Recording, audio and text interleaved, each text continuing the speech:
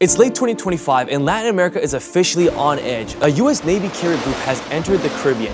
Airstrikes are hammering vessels linked to trafficking networks. Airlines are pausing flights, and in response, Caracas has raised its alert level and is mobilizing militias. The world is watching closely, but this military buildup didn't happen overnight. It sits on top of years of economic collapse and political chaos. So to understand this standoff, we have to look at how Venezuela reached this breaking point. As Venezuela's state institution crumbled, they left a massive power vacuum. Coastal patrol stopped, inland oversight vanished. The border regions turned into a superhighway for drug transport into the Caribbean and Central America. The Venezuelan government didn't control this. They simply didn't have the resources to stop it. Trafficking networks built stable routes right under the government's nose. Shipments moved freely, and outside actors, specifically the United States, took notice. That weak enforcement inside Venezuela set the stage for the US warships we're seeing right now. But it wasn't always like this. For decades, Venezuela ran on oil. That revenue paid for everything: housing, education, transport. But in 1999, Hugo Chavez won the presidency. He centralized power, packed the courts, and took over the state oil company. And as long as oil prices were high, the system held together. But when prices crashed, that money vanished. And because the independent institutions were gone, there was nothing left to stabilize the fall. Budgets tightened, inflation made cash worthless, store shelves went empty, and hospitals ran out of supplies. People felt this in their bones. Power outages became the norm.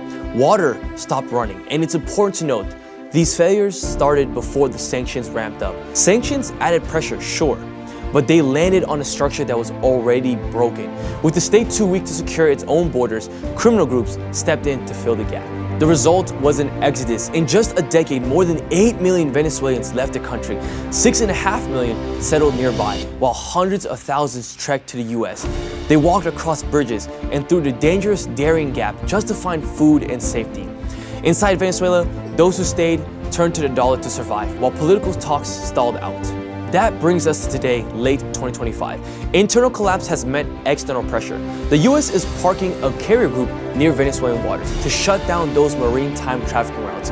Washington has even announced a $50 million reward tied to the Venezuelan leader. Caracas views this as a threat to sovereignty and is ordering a national alert. It's a collision course. The US wants maritime security, while Venezuela wants regime survival. Meanwhile, the rest of the region is holding its breath as trade routes shift and flights are grounded. Venezuela is a stark lesson in what happens when a country relies on one source and one center of power. When you lose independent courts, trusted elections, and a free press, stability becomes near impossible. Now, with US forces at sea and a desperate population on land, the stakes couldn't be higher. Recovery is still possible, but right now, the future is incredibly tense. I'm Nestor for the Washington Times Unleashed. Follow us on all platforms and stay with the story.